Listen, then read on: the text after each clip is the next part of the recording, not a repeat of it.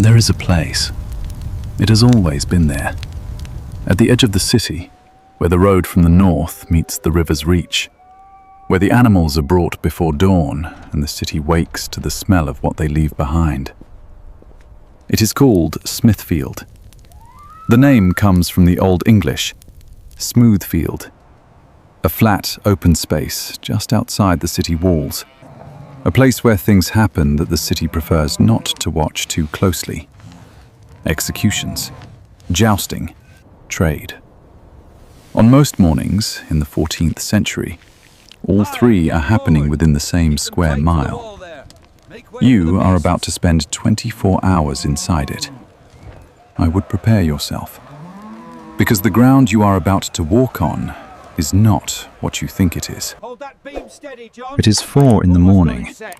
You arrive at Smithfield before the sun, because that is when the serious buying happens. The drovers have been walking since the previous afternoon, pushing cattle down from Hertfordshire and Bedfordshire, following the old droving roads south into London. By the time they arrive, the animals have not been watered in 6 hours. They are agitated, they are loud, and they have been producing waste the entire journey. The first thing you notice is the ground. It does not give the way mud gives. It gives differently. Softer in some places, darker. In the torchlight, you cannot quite make out what the surface is made of, but your foot sinks with a sound you do not want to identify.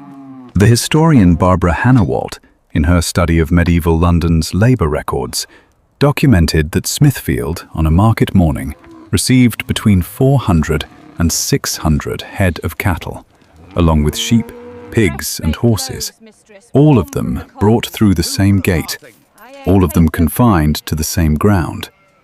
That ground is approximately 5 acres. You do the arithmetic. 400 cattle, overnight, 5 acres. You are not standing in mud. You understand that now. You keep walking, and we haven't even gotten to Cheapside yet. Stay with me. The City of London in the 1340s has a population of somewhere between 80,000 and 100,000 people. That number had been higher before the plague. It will be devastatingly lower within the decade. But in this moment, before the Black Death, London is the most densely populated city in England. Every inch of it is occupied. Every street has a purpose. Every space has been turned over to commerce, to housing, to livestock, to waste. The city has a sanitation system. That is important to say. They cared about cleanliness. But caring about something and achieving it are two very different things when everything around you is actively working against it. The city employed what were called rakers, men paid to remove waste from the streets. The London letter books, municipal records preserved in the city archives, show that by 1345, the city had 14 official rakers for the entire metropolitan area. 14 men, serving a city of at least 80,000 people. One of them, a man named Richard the Raker, became briefly famous not for his work, but for his death. In 1326, according to the coroner's roll of London, Richard fell through a rotted wooden plank covering a cesspit in Newgate and drowned in what had accumulated beneath. The cesspit had not been emptied in years. That is what the sanitation system looked like from the inside. Back at Smithfield, the food vendors arrive at first light. They set up their boards, flat wooden planks propped on trestles, and begin laying out their goods directly onto the surface, 18 inches off the ground. The steam from the overnight livestock rises around them. The boards are not cleaned between market days. In many cases, they have not been cleaned in weeks. The merchant John of Garland, writing his Dictionarius in the early 1200s, one of the earliest descriptions of a London market, noted specifically that fish, meat, and bread were commonly displayed on boards placed in the street gutter, which doubled as a drainage channel for whatever came down from the houses above. Whatever came down from the houses above. Think about what that means for a moment. Then think about the food sitting in it. But here is the thing, and this is where it gets significantly worse. It gets worse. By 7 in the morning, Cheapside is open. If Smithfield is the city's stomach, raw, animal, biological, then Cheapside is its throat. The main commercial street of medieval London runs from Newgate in the west to the Poultry in the east, roughly a third of a mile of continuous commerce.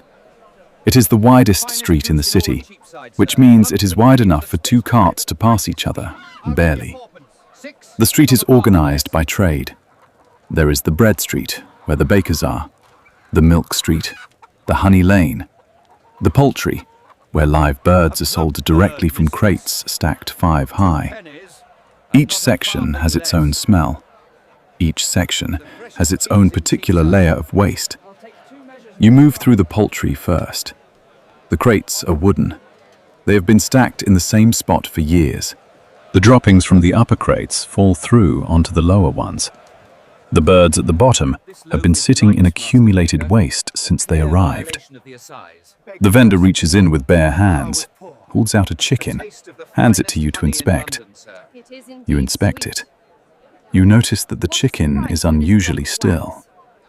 You buy it anyway, because it is cheaper than the ones in the upper crates, and you are careful with money. The Assize of Bread and Ale, a royal statute first issued in 1266 and enforced, imperfectly, throughout the 1300s, attempted to regulate the quality and price of food sold in the market.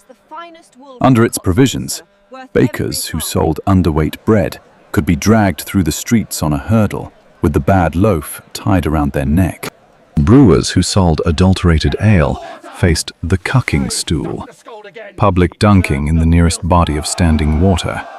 The nearest body of standing water in Cheapside was the conduit at the east end of the street, which also served as the area's primary water supply. The same water, used to punish bad ale merchants and to supply the neighborhood. Food regulation in the 14th century was sincere and entirely useless. The butchers of East Cheap, a separate market a few streets away but feeding into the same supply chain, was specifically banned by city ordinance in 1369 from throwing offal and blood into the Thames from the bridge. The ordinance existed because they had been doing it so routinely and in such quantities that the river's current beneath the bridge had slowed from the accumulation. It had slowed from the volume of what they were throwing in. The ordinance did not stop them. The letter books record similar complaints 10 years later, and we have not yet gotten to what you are about to eat for breakfast. Stay with me. You are hungry. You have been at the market since before dawn. The cold has not lifted, and your stomach knows it. There is a hot food vendor halfway down Cheapside. The cook shops, called piecers, who sell pasties and small pies from portable braziers. The meat pies at a Cheapside cook shop in the 1300s are not bad, in the way you might expect them to be bad. They are often genuinely delicious, highly spiced, well seasoned, the pastry thick and formed into a hard shell called a coffin, which acts as both container and serving vessel. Medieval Londoners understood flavor. They were not eating bad food because they had no palate. But here is the thing. The meat inside the pie has a provenance you are not allowed to trace. The cook shops of medieval London were subject to a specific class of fraud so common that it required its own municipal regulation. The city records from 1379 document a case brought against a cook shop in Cheapside for reselling meat that had been declared unfit for sale at the market that same morning. Recooked, respiced, enclosed in fresh pastry, and sold at full price by the afternoon. The buyer would never know. The spices were not just flavoring, they were concealment. The historian Martha Carlin, in her detailed study of London's medieval food trade, documented that the market inspectors, called the wardens of the craft, were supposed to condemn and destroy unsound meat before it reached vendors. The condemned meat was to be burned or thrown into the river. Carlin found that in the surviving court records, the same vendors appear before the wardens multiple times for the same infraction in the same year. The fines were small. The profit from reselling bad meat was larger. The mathematics of medieval food regulation. You eat the pie. It is warm. It is spiced with ginger and pepper. The crust is thick and holds together in your hands. For a few minutes, standing in the cold street with the noise of the market around you, it is genuinely good. You do not think about where the meat came from. You cannot afford to. Now, the water. Because you are going to be thirsty. And what you drink in this city is a decision with consequences. It gets worse. It always gets worse. By midday, Cheapside holds somewhere between 3,000 and 5,000 people in a space the size of a modern high school gymnasium, multiplied by 8. That density is not abstract. It means you cannot raise your arm without touching someone. It means the noise is physical. It presses on your chest. It means the pickpockets, who are organized, professional, and working in teams of 3, have already identified you. The coroner's rolls of medieval London, the daily records of violent death in the city, were analyzed by historian Barbara Hannawalt in her landmark 1979 study, Crime and Conflict in English Communities. Her findings about the market were specific and grim. The market was the single most common location for violent altercation in the city. Not taverns, not alleyways. The open, daylit, publicly supervised market. The violence was mostly over commerce. A vendor accused of using false weights, a buyer who refused to pay the agreed price, a competitor who set up too close to another's pitch. The disputes escalated fast, in part because nearly every adult man in the market was carrying a blade, not as a weapon, but as a tool. Knives were how you worked. Knives were how you ate. Knives were how you existed. They were also how you settled an argument when the argument got beyond words. Hannawalt documented 142 market-related violent incidents in a single decade of London coroner records. Of those, 31 resulted in death.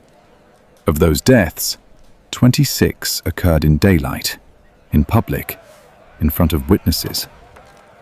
The city had a police force of sorts, constables assigned to each ward. The ward covering Cheapside had 4 constables. 4 men for a midday crowd of 5,000. The constables were not paid. They were unpaid volunteers serving a rotation they had not chosen. They were doing as much as unpaid, unwilling men in an impossible situation could be expected to do, which was almost nothing. And yet, and this is the reversal that matters, people came back. Every day. The same vendors, the same buyers, the same cramped, violent, contaminated space. Not because they had no choice, though sometimes they did not, but because the market was also the place where you heard news, where you found work, where you ran into the person who owed you money, where the spice vendor from Genoa was selling something you had never tasted before. It was the worst place in the city. It was also the most alive. The market closes at dusk. The vendors leave. The livestock are penned or slaughtered. The rakers, all 14 of them, begin their work. The ground remains. Tomorrow morning, before dawn, it will fill again. The same stalls, the same boards, the same animals, the same ground underneath. We tend to imagine the past as a place that failed to understand what we now know about hygiene, about disease, about the invisible dangers in water and meat and air. But that is not quite right. They knew. The The city ordinances, the market wardens, the rakers, the assize of bread, these were not primitive gestures. They were attempts. Real, documented, committed attempts to make the environment safer. The problem was not ignorance. The problem was that the city was moving faster than the tools it had to manage it. More people every generation, more animals, more waste, more commerce packed into the same streets, the same 5 acres, the same bodies of water that were also the drinking supply. The market was not a failure of civilization. It was civilization at maximum capacity, doing everything it could, running just slightly behind the scale of what it had created. We are not so different.